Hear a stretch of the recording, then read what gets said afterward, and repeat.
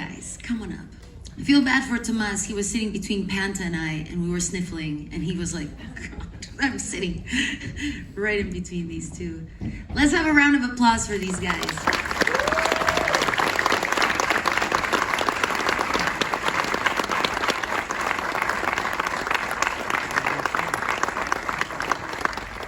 Congratulations. Thank you for making us all wait a long time to watch this. It was worth it. You know, I would love to start with a question that I think all of us are definitely wondering is, what? You are running on Mexican time, my friend. Get over here. There's always one of you that's late. Get over here. I think the question that a lot of us are definitely wondering is the reaction in general of the town, of the families making this movie. How was that process, even just going up to the people of Altona and the community to make this movie? What was their reaction like? It was difficult. I mean, it's obviously very sensitive subject matter. As kind of we talk about in the film, is there's a lot of people in the town that have just tried to really bury it and not address it and not deal with it. And so yeah, it was kind of a tough mountain to climb. But I think once we sat down with people and kind of talked about what we wanted to do with the film, how we wanted to focus on the ideas of forgiveness and trauma recovery and try and, even though it's an incredibly dark story, there's a lot of light within it. And I think those are the stories that we're, as filmmakers, really gravitate towards telling.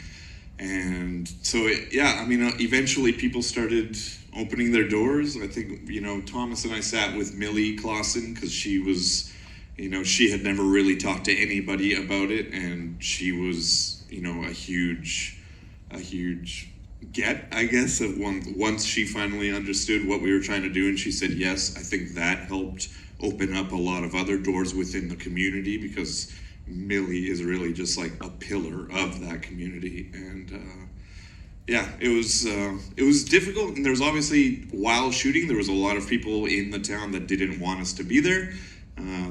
Whether we heard that through the grapevine or directly, I think there was a lot of people that were just worried about what we were going to do and how we were going to treat the town.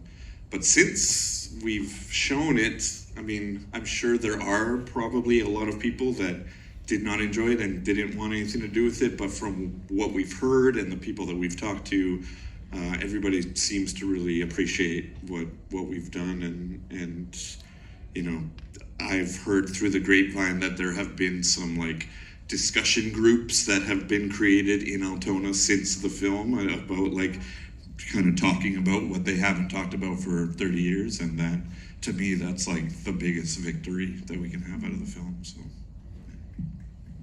And even more so, yeah, definitely.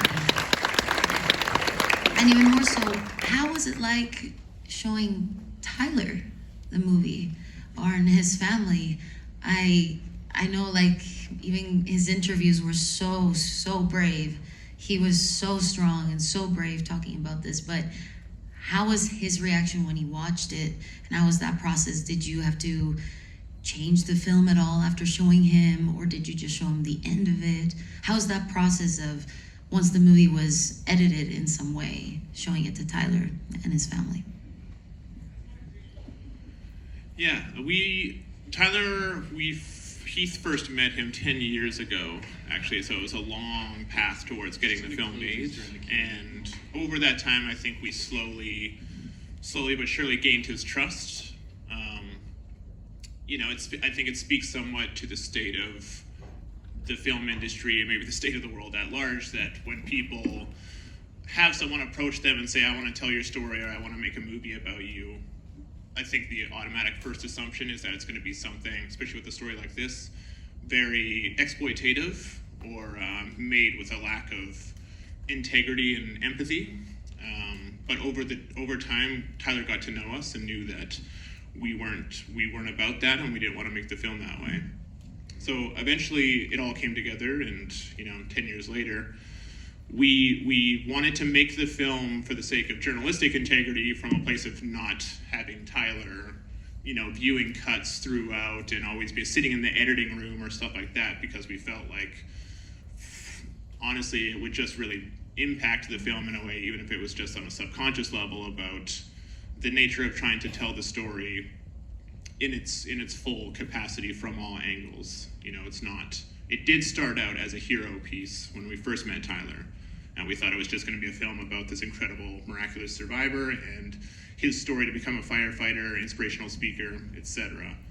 But then when we started filming for that, the first round of filming that we did, the more we talked to people in Altona, who were mainly Tyler's friends at that point, we realized that the story was a lot bigger than that, and that Altona itself needed to be a character in the film because there was 30 years of unpacked baggage and skeletons in the closet. And we're big believers, obviously, in trying to pull those skeletons out into the light and pull the darkness out of the shadows so that we can talk about it and get through it and heal. That's how people move through their trauma traditionally. So Tyler, I think when he finally saw the film, was very proud of us and a lot of mixed emotions. He does, I guess I could say he likes the film, but it feels weird to even say like he likes it or he doesn't like it. For him, it's a whole different thing.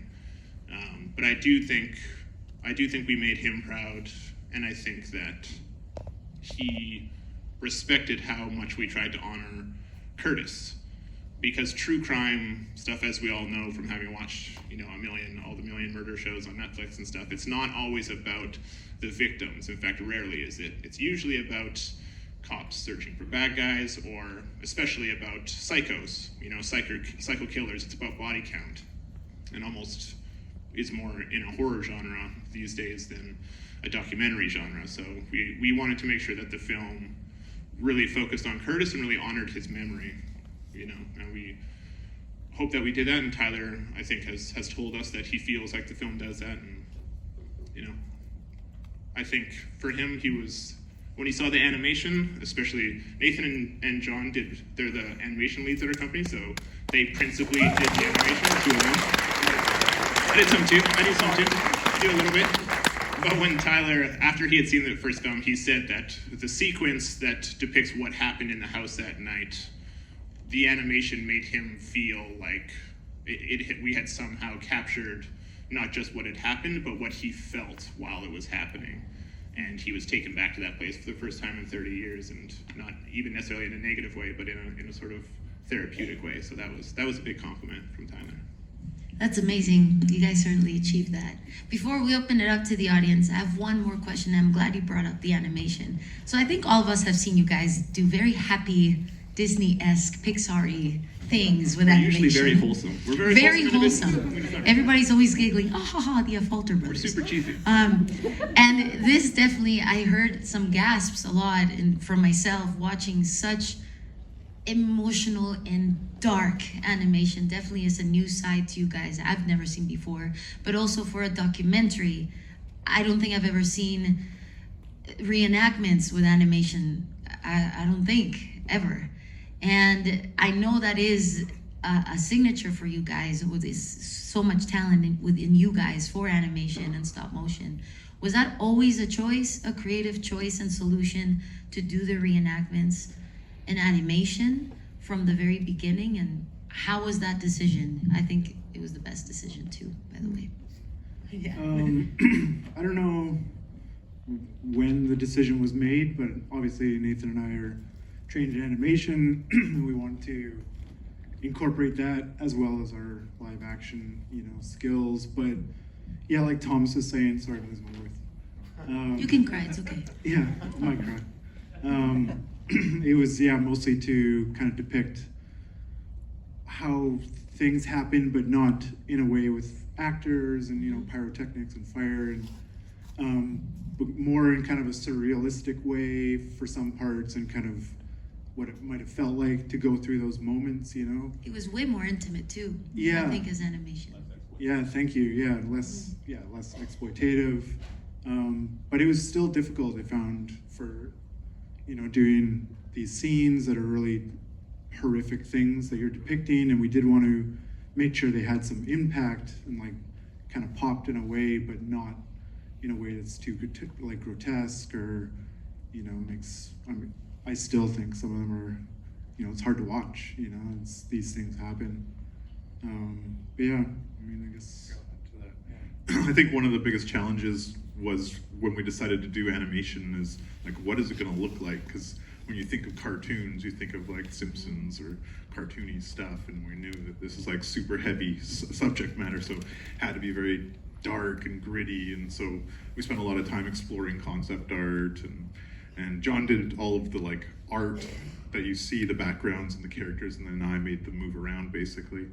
But yeah, I was pretty happy with where it landed, and it was just so much fun to work off of his artwork and just have that collaboration between us all. And we would sit down as a group and like shot list our storyboards basically, and then it would kind of go through most of our hands all the way to Thomas, who composes it all and brings it all together. Then we'd sit around and go, oh, it worked. Well, that first act is very impactful. I definitely was hearing a lot of definitely, I think my mom was one of the louder people in the audience for that, but it was super powerful, you guys. Huge congrats. Any questions? We have time for a few questions. Right there, David. Fantastic. Head and shoulders above many crime docs. I wonder if you could talk about your decision to have the statement from Earl portrayed by an actor. You want to say that again? Oh, okay. Yeah. There you go. Oh, great. Yeah, I was just congratulating. Great piece. I asked about your decision to have Earl's statement being acted out by an actor, which I thought was very effective. Yeah, I think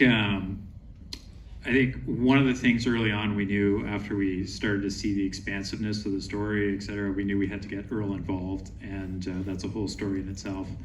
But one of the biggest things was, in order to earn the trust of Earl, to open up about his story, there's a bit of give and take, right? And so with that, Earl was willing to talk, was willing to share his story on the condition of he wouldn't go on camera, he wouldn't use his voice, because Earl has served his time in prison. He spent 30 years in prison, and he's changed his name, his identity, and is living anonymously out there in the world. And it took us a year to find him.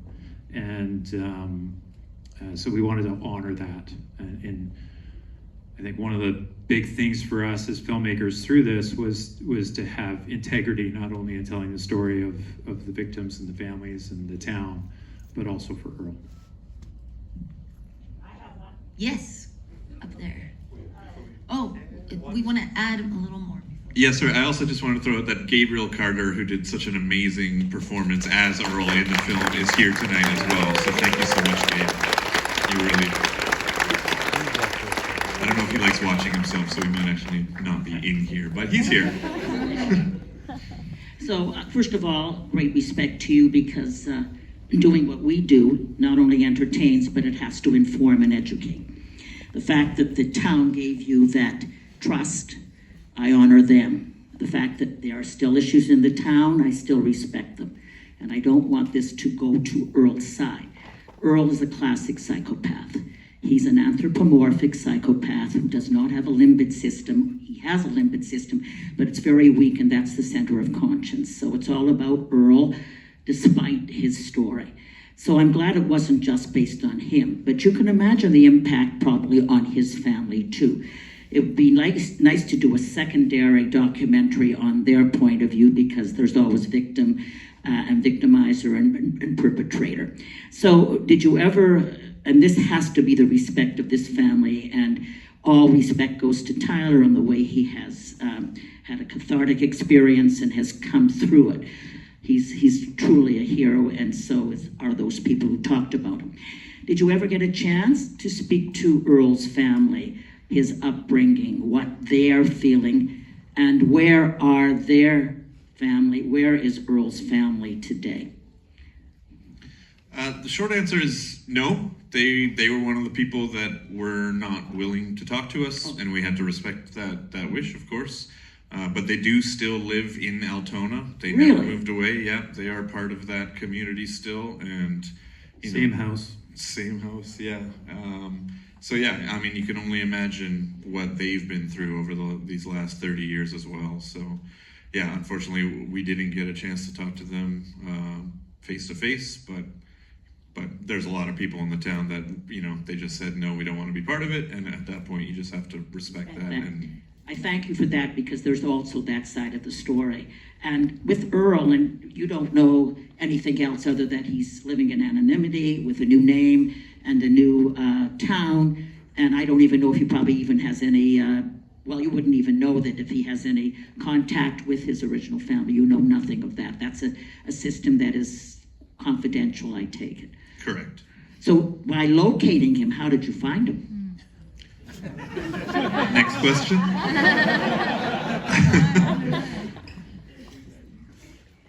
It was through various means and networks, and we won't get into details. The point is, we found. You found him. Thank you. It was absolutely an amazing documentary. I thank you boys for that. For all Thank of you.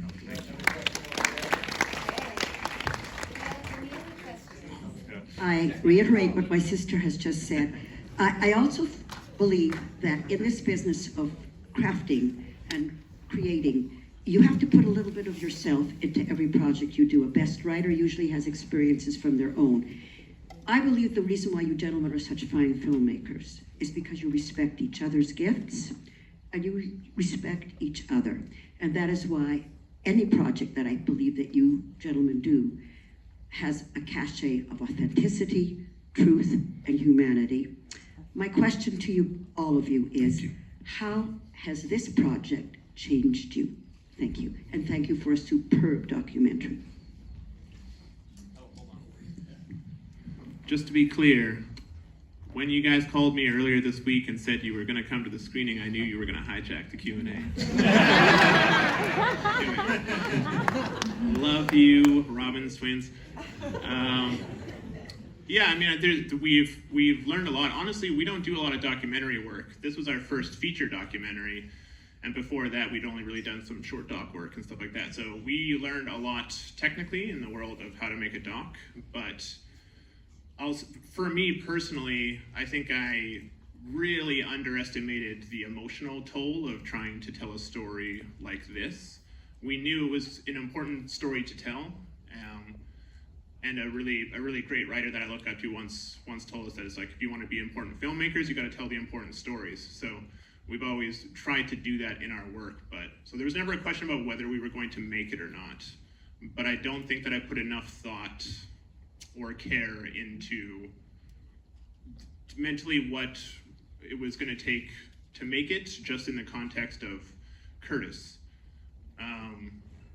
It's a weird thing when you talk to, you know, the mother of this poor kid that passed away, and you talk to his best friends, and you talk to all these people around him, visit his grave, which we did many times. You end up starting to feel like you know him, and there was this weird thing, and I know even doing some of the animation, it was the same thing, where there were times where it's going to sound weird, but we would have editing like at the computer, I would literally just have to like stop and cry for a while and didn't quite understand why until sort of put it together that I think making the film, there was a process of felt like grieving for Curtis, which is a very strange thing to grieve for someone who you've never met and who died 30 years ago, but that was what was happening psychologically. And you know, I remember the last time we visited Curtis's grave when we were filming, the last day that we filmed there, I remember like saying a little prayer and touching his tombstone and stuff, and making a promise to Curtis that we would try to tell his story the right way, and in doing so kind of honor his legacy and make sure that his story lives on. He's a plaque in the high school now, you know, in memoriam of Curtis Klassen, and a lot of those kids that go to that high school don't really know the full story because they don't talk about it a lot in Altona. You can understand why. So hopefully the film keeps his spirit alive to some degree, and Now we all need therapy. And on that note, of the town not talking about this for 30 years, you asked, like, how did this impact us? And I think we all share exactly what Thomas was just sharing emotionally.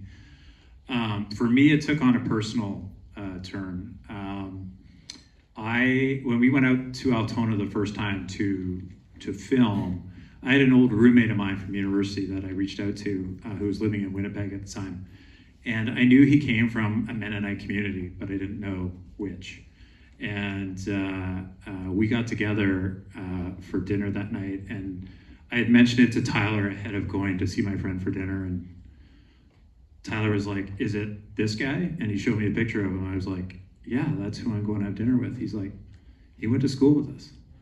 And so I went to see my old university roommate that night, the day before we started filming, and hadn't seen him since university, so it was 25 years. And I shared with him what we were doing there.